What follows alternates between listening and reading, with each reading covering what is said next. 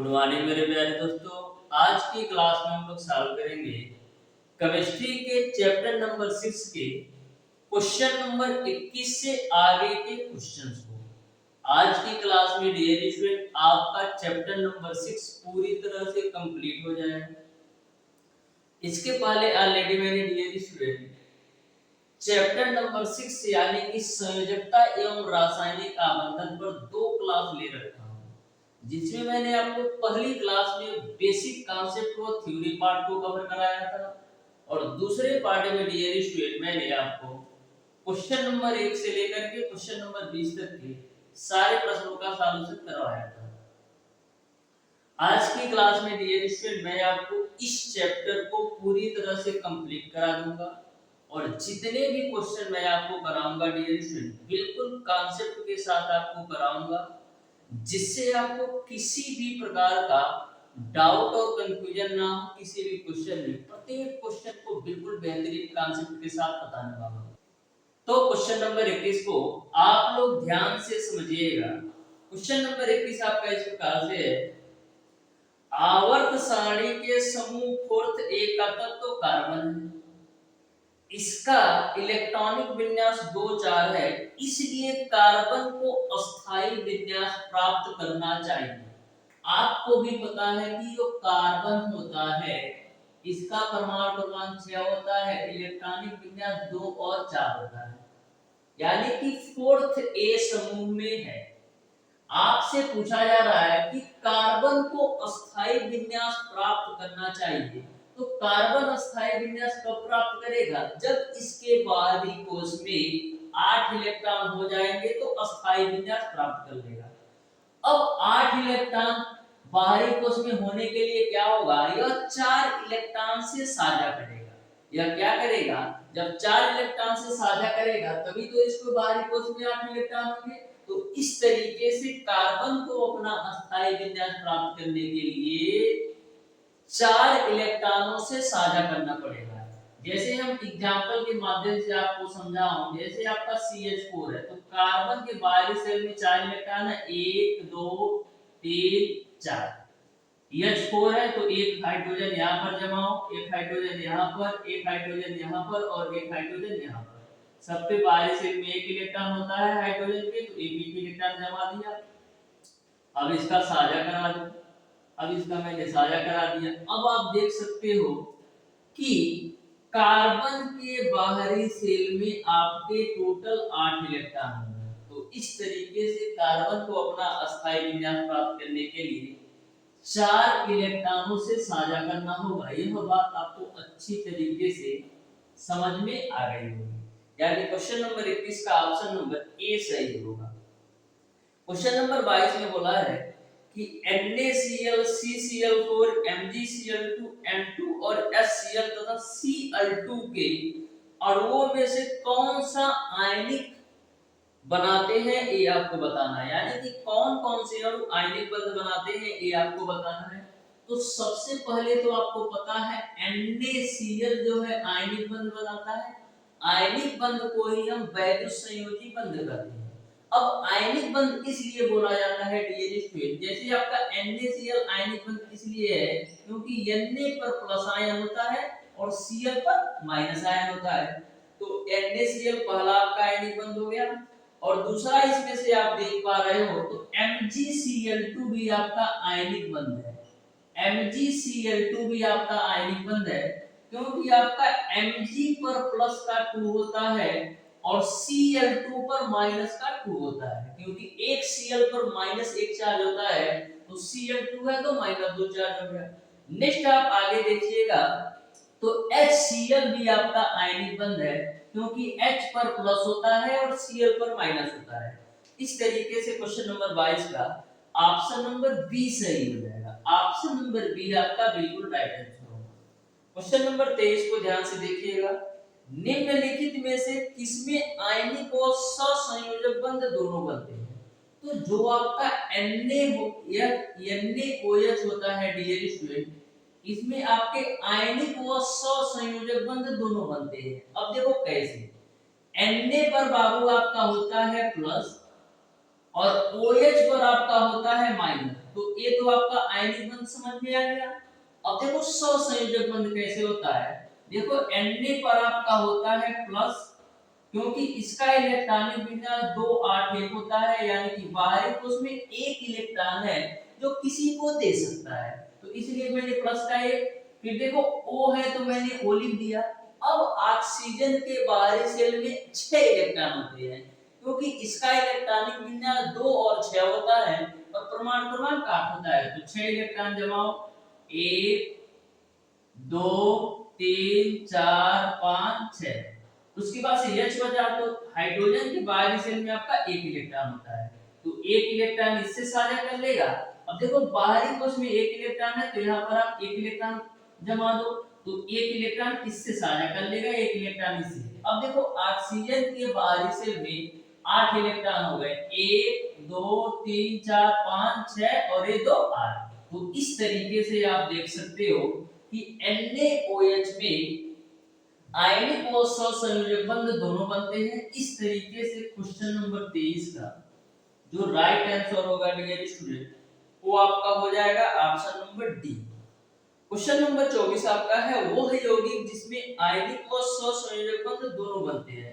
तो उसी प्रकार से आपका KCN भी जो है, KCN भी आयनिक और सहसंयोजक बंध दोनों बनते हैं, इसको भी देख लो। देखो K पर बाबू प्लस होता है और Cl पर माइनस होता है, तो इस तरीके से आयनिक बंध हो गया। अब हम बात करते हैं सहसंयोजक बंध कैसे बनता है। देखो K है ना, तो इसका जो परमाणु क्रमांक होता है 19 होता है, इलेक्ट्रॉनिक विन्यास इसका होता है 2881, तो इस तरीके से 19 हो जाएगा, ठीक है।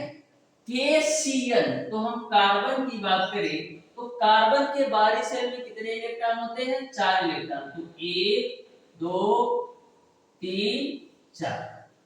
अब नाइट्रोजन के बाहरी शेल में कितने इलेक्ट्रॉन होते हैं, 5, क्योंकि इसका परमाणु क्रमांक कितना होता है, 7, यानी 2 और 5। तो बाहरी शेल में 5 इलेक्ट्रॉन होते हैं, तो जमा दो 1 2 3 4 5। अब पोटेशियम के बाहरी शेल में 1 इलेक्ट्रॉन। अब देखो 1 इलेक्ट्रॉन यहां से साझा कर लिया, अब 3 इलेक्ट्रॉन जो है इससे साझा कर लेंगे। तो यहां पर आप देख सकते हो कि कार्बन के बाहरी शेल में 8 इलेक्ट्रॉन हो गए, 1 2 3 4 5 6 7 8। तो इस तरीके से आप समझ सकते हो कि केशियन जो है इसमें आपका आयनिक व सहसंयोजक बंध दोनों बनते हैं। यहां तक आपको सारी बातें समझ में आ गई होंगी। नेक्स्ट हम बात करते हैं डियर स्टूडेंट, निम्नलिखित में से उप सहसंयोजक यौगिक है। तो जो आपका सल्फर डाइऑक्साइड होता है डियर स्टूडेंट, यह आपका सहसंयोजक यौगिक है, यानी क्वेश्चन नंबर 25 का ऑप्शन नंबर SO2 सही होगा, ठीक है। क्वेश्चन नंबर 26 आपका है NaCl का क्रिस्टल बना होता है। तो NaCl का क्रिस्टल कैसे बना होता है, NaCl का जो क्रिस्टल होता है डियर स्टूडेंट, Na पर प्लस और Cl पे माइनस का बना होता है, यानी कि NaCl का जो क्रिस्टल होता है Na पर प्लस और Cl पर माइनस आयनों का बना होता है, यानी क्वेश्चन नंबर 26 का ऑप्शन नंबर सी सही है। क्वेश्चन नंबर 27 को ध्यान से देखना, बोला है एक धन विद्युतीय तत्व के बाहरी कोश में 5 इलेक्ट्रॉन है, इसकी संयोजकता है। एक कोई आपका धन विद्युतीय तत्व है जिसके बाहरी शेल में 5 इलेक्ट्रॉन है, इसकी संयोजकता बताना है। तो जैसे आप नाइट्रोजन ही ले लो, इसके बाहरी शेल में 5 इलेक्ट्रॉन होते हैं, तो इसका इलेक्ट्रॉन, इसका परमाणु क्रमांक 7 होता है, इलेक्ट्रॉनिक विन्यास आपका 2 और 5 होता है। उसी प्रकार से आप फास्फोरस को भी ले सकते हो, इसका परमाणु क्रमांक 15 होता है और बाहरी शेल में कितने इलेक्ट्रॉन आएंगे, 5 इलेक्ट्रॉन आएंगे। तो इन्होंने बोला है कि एक धन विद्युतीय तत्व के बाहरी कोश में 5 इलेक्ट्रॉन है, तो इसकी संयोजकता कितनी होगी। देखो बाहरी शेल में 5 इलेक्ट्रॉन है, बाहरी शेल में 5 इलेक्ट्रॉन है, तो इसको अपना अष्टक पूरा करने के लिए कितने इलेक्ट्रॉन की आवश्यकता होगी, 3 इलेक्ट्रॉन की आवश्यकता होगी, यानी कि 3 जो है माइनस का 3 चार्ज आएगा, क्योंकि यह 3 इलेक्ट्रॉन ग्रहण कर रहा है। इस तरीके से क्वेश्चन नंबर 27 का ऑप्शन नंबर बी सही होगा। क्वेश्चन नंबर 28 को आप ध्यान से देखिएगा, बोला है किसी तत्व के नाभिक में 9 प्रोटॉन है, इसकी संयोजकता है। तो किसी भी तत्व के नाभिक में यदि आपके 9 प्रोटॉन होते हैं तो इलेक्ट्रॉन कितने होंगे? 9 इलेक्ट्रॉन भी होंगे, क्योंकि इलेक्ट्रॉनों की संख्या और प्रोटॉनों की संख्या दोनों समान होती है। तो यदि 9 प्रोटॉन है तो 9 इलेक्ट्रॉन भी होंगे, और परमाणु क्रमांक भी 9 होगा, क्योंकि मैंने आपको परमाणु संरचना में बताया था कि जो आपका परमाणु क्रमांक होता है प्रोटॉनों की संख्या और इलेक्ट्रॉनों की संख्या के बराबर होता है। यानी हम लिख सकते हैं परमाणु क्रमांक बराबर प्रोटॉनों की संख्या बराबर इलेक्ट्रॉनों की संख्या। तो इन्होंने बोला है 9 प्रोटॉन है, यानी कि 9 इलेक्ट्रॉन है बाहरी शेल में, तो इसका इलेक्ट्रॉनिक विन्यास करोगे तो 2 और 7 होगा। तो आपको यह बताना है इसकी संयोजकता कितनी है। तो बाहरी सेल में बाबू आपके 7 इलेक्ट्रॉन है, बाहरी सेल में 7 इलेक्ट्रॉन है। इसको अपना अष्टक पूरा करने के लिए कितने इलेक्ट्रॉन की आवश्यकता होगी? 1 इलेक्ट्रॉन की आवश्यकता होगी, क्योंकि 7 इलेक्ट्रॉन तो है ही। अष्टक पूरा करने के लिए 1 इलेक्ट्रॉन और चाहिए। इस तरीके से क्वेश्चन नंबर 28 का ऑप्शन नंबर ए सही होगा। ठीक है, क्वेश्चन नंबर 29 को ध्यान से देखो। बोला है हाइड्रोजन के यौगिक में प्रायः बंद होता है। तो हाइड्रोजन के यौगिक में प्रायः जो बंद होता है वो आपका सहसंयोजक बंद होता है। जैसे मैंने आपको एग्जांपल बताया था कि CH4 ये भी आपका सहसंयोजक बंद है। उसी प्रकार से C2H6 ले लो, ये भी आपका सहसंयोजक बंद है। H2 ले लो, ये भी आपका सहसंयोजक बंद है। तो हाइड्रोजन की यौगिकों में मैक्सिमम केस में पाया जाता है कि सहसंयोजक बंद होता है। क्वेश्चन नंबर 30 को आप ध्यान से देखिएगा। बोला है कि वैद्युत संयोजक बंध बनता है इलेक्ट्रॉनों की। तो मैंने जब थ्योरी पार्ट को बताया था तो बिल्कुल बेहतरीन तरीके से बताया था कि जो आपका वैद्युत संयोजी बंध होता है इलेक्ट्रॉनों के आदान प्रदान से बनता है। यानी कि क्वेश्चन नंबर 30 का ऑप्शन नंबर सी सही होता है। वैद्युत संयोजी बंध इलेक्ट्रॉनों के आदान प्रदान से बनता है। यदि सहसंयोजी बंध पूछे तो इलेक्ट्रॉनों के साझे से। क्वेश्चन नंबर 31 को ध्यान से देखिएगा। नाइट्रोजन अणु में है, आपको बताना है कि नाइट्रोजन अणु में कौन सा बंध है। तो N2 लिख लेते हैं। तो नाइट्रोजन के बाहरी शेल में कितने इलेक्ट्रॉन होते हैं? 5 इलेक्ट्रॉन। तो 1 2 3 4 5, और दूसरे भी नाइट्रोजन के बाहरी शेल में 5 इलेक्ट्रॉन, 1 2 3 4 5। अब देखो अष्टक पूरा करने के लिए करेंगे क्या, यह इन लोगों का आपस में साझा करवा दो। तो ये देखो इसके भी बाहरी सेल में आपके 8 इलेक्ट्रॉन हो गए, इसके भी बाहरी सेल में 8 इलेक्ट्रॉन हो गए। देखो इस तरीके से इसका बन जाएगा 8 और ए बाबू 8। ठीक है, तो देखो 1 2 3 2 6 2 8, 1 2 3 2 6 2 8। तो इस तरीके से नाइट्रोजन अणु में कौन सा बंध है, तो आप देख सकते हो कि एकल बंध, द्विबंध, त्रिबंध, यानी कि नाइट्रोजन अणु में त्रिक बंध बन रहा है। इस तरीके से क्वेश्चन नंबर 31 का ऑप्शन नंबर बी सही है। क्वेश्चन नंबर 32 आपका है N2O5 में नाइट्रोजन की संयोजकता है। N2O5 में नाइट्रोजन की संयोजकता बताना है। तो सबसे पहले हम जमाते हैं N2O5 में। तो एक ऑक्सीजन को पहले बीच में रखेंगे, एक नाइट्रोजन को यहाँ लगा देंगे और एक नाइट्रोजन को हम यहाँ लगा देंगे। N2O5 है, N2 हो गया। अब 4 ऑक्सीजन जमा दो, तो 1 2 3 4। ठीक है ना हो। अब देखो ऑक्सीजन के बाहरी शेल में 6 इलेक्ट्रॉन होते हैं, तो जमा देते हैं 1 2 3 4 5 6। यहाँ पर भी 6 जमाओ, 1 2 3 4 5 6। ठीक है, यहाँ पर भी 6 जमाओ, 1 2 3 4 5 और 6। इसमें भी 6 जमाओ, तो 1 2 3 4 5 हो गया और 1 6 हो गया। ठीक है, अब देखो इसमें भी 6 जमाते हैं, तो 1 2 3 4 5 6।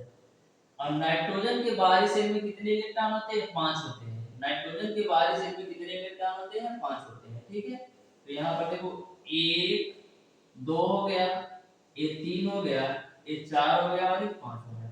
यहाँ पर भी जमाओ 1 2 3 4 और 1 5। ठीक है, यहाँ तक आपको क्लियर है। मैंने सारे इलेक्ट्रॉन जमा दिए। अब देखो सबको अपना अष्टक पूरा करना है, सबको अपना अष्टक पूरा करना है। तो देखो जब दो इलेक्ट्रॉन से साझा करेगा तो आपके ऑक्सीजन के बाहरी सेल में कितने 8 इलेक्ट्रॉन हो गए। ऑक्सीजन के बाहरी सेल में आपके 8 इलेक्ट्रॉन हो गए। और यहाँ पर भी जब दो इलेक्ट्रॉन से साझा करेगा तो आपके ऑक्सीजन के बाहरी सेल में 8 इलेक्ट्रॉन हो गए। यहाँ पर भी जब दो इलेक्ट्रॉन से साझा करेगा तो ऑक्सीजन के बाहरी सेल में 8 इलेक्ट्रॉन हो गए। यहाँ पर भी जब दो इलेक्ट्रॉन से साझा करेगा तो इसके भी बाहरी सेल में 8 इलेक्ट्रॉन हो गए।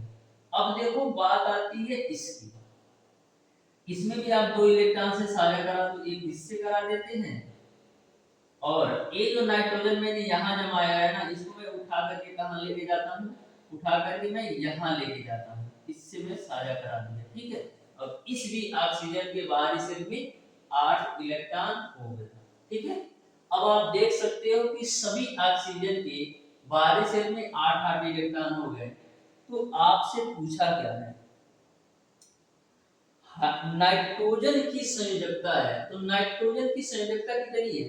तो आप देख पा रहे हो कि नाइट्रोजन के जो सारे इलेक्ट्रॉन है साझा कर रहे हैं, 1 2 3 4 5, यानी कि पांचों इलेक्ट्रॉन जो है नाइट्रोजन के साझा कर रहे हैं। यहाँ पर भी देख सकते हो 1 2 3 4 5, यानी कि पांचों इलेक्ट्रॉन नाइट्रोजन के साझा करते हैं। तो इस तरीके से नाइट्रोजन की जो संयोजकता होगी वो आपका 5 हो जाएगा, क्योंकि पांचों इलेक्ट्रॉन साझा कर रहे हैं। ठीक है, क्वेश्चन नंबर 33 आपका है, KCl में पोटेशियम और क्लोरीन परमाणुओं के मध्य बंध होता है। तो KCl यानी कि पोटेशियम क्लोराइड में आपका कौन सा बंध पाया जाता है, ये आपको बताना है। तो सिंपल सी बात है, K पर प्लस होता है और Cl पर माइनस होता है। तो इस तरीके से KCl में आपका वैल्यू संयोजी बंध होगा। देखो ध्यान से, जैसे आपका KCl दिया है ना, KCl, तो K पर प्लस हो जाएगा और Cl पर माइनस। तो इस तरीके से आप देख सकते हो वैल्यू संयोजी बनते हैं। ठीक है, क्वेश्चन नंबर 34 आपका है, निम्न में से कौन सा पदार्थ सौसंयोजक है। तो ऑप्शन नंबर ए आपको दे रखा है CaCl2। तो CaCl2 तो आपका वैल्यू संयोजी बंध है, क्योंकि कैल्शियम पर आपका प्लस का 2 होता है और क्लोरीन पर आपका माइनस का 2 होता है। तो वैल्यू संयोजी बंध हो गया। उसी प्रकार से हम H2O की बात करते हैं, तो जो आपका H2O है ये आपका सौसंयोजी बंध है। देखो किस तरीके से, हाइड्रोजन हाइड्रोजन, ऑक्सीजन के बाहरी सेल में 8 इलेक्ट्रॉन, 2 3 4 5 6, ठीक है, 6 इलेक्ट्रॉन ही होते हैं। ठीक है, ये 6 जमा दिए। अब देखो यहाँ पर एक और यहाँ पर एक, तो ए आपका बाबू इससे साझा कर लिया, ए आपका इससे साझा कर लिया। अब आप देख सकते हो कि ऑक्सीजन के बाहरी सेल में 8 इलेक्ट्रॉन हो गए। ठीक है ना, 1 2 3 4 5 6 7 8, ठीक है, 1 2 3 4 5 6 7 8। तो ऑक्सीजन के बाहरी सेल में 8 इलेक्ट्रॉन हो गए। तो इस तरीके से आप देख सकते हो कि H2O के भी सहसंयोजक बंध है। ठीक है, क्वेश्चन नंबर 35 को देखिएगा, बोला है निम्न अणु में से उप सहसंयोजक बंध है। सबको पता है कि अमोनियम क्लोराइड जो होता है NH4Cl, इसमें आपका उप सहसंयोजक बंध होता है। क्वेश्चन नंबर 36 को ध्यान से देखिएगा, बोला है एक तत्व का परमाणु भार 24 है, इसके नाभिक में 12 न्यूट्रॉन है, तो इसकी संयोजकता बताना है।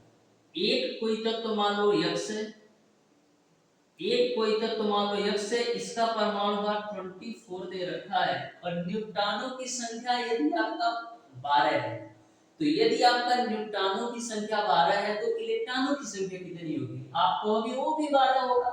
क्योंकि इलेक्ट्रॉनों की संख्या निकालने के लिए हम करते क्या है, परमाणु भार में से न्यूट्रॉनों की संख्या घटाते हैं। तो परमाणु भार 24 है और न्यूट्रॉनों की संख्या 12 है, तो 24 में से 12 घटाओगे तो 12, यानी परमाणु क्रमांक 12 है। ठीक है, आपको बताना क्या है, इसकी संयोजकता बताना है।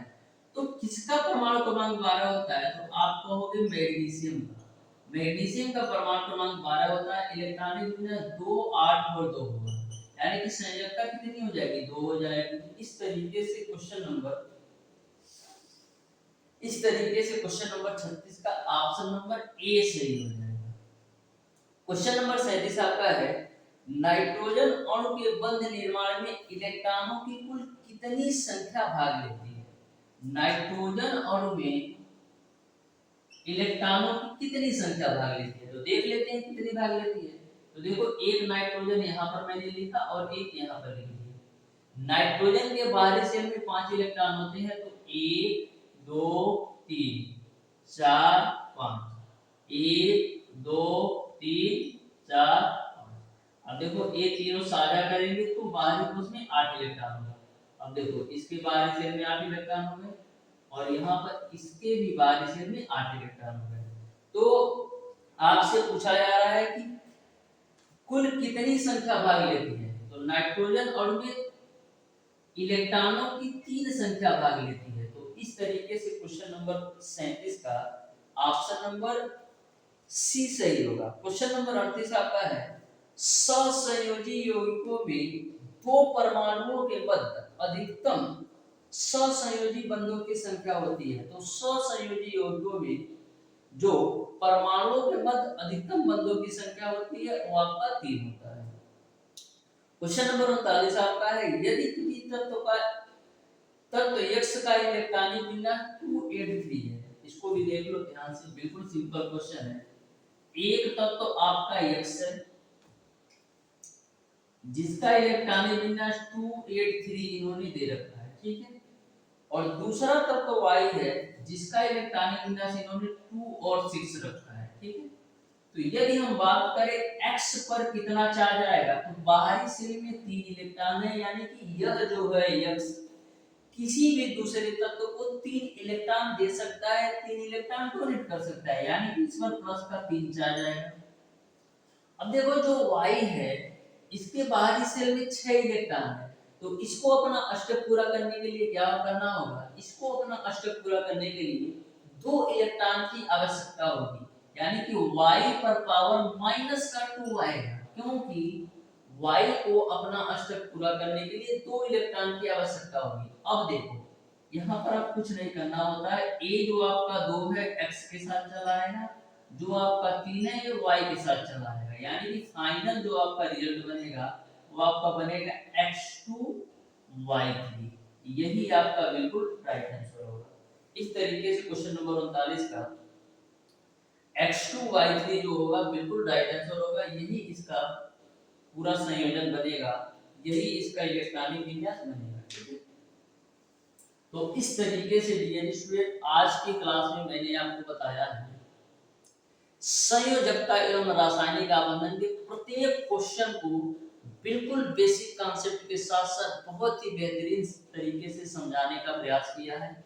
फिर भी डियर स्टूडेंट यदि आपको ऐसा लगता है कि किसी भी क्वेश्चन में आपको किसी भी प्रकार का डाउट या कंफ्यूजन है, तो आप हमें कमेंट बॉक्स में कमेंट करके जरूर पूछ लीजिएगा।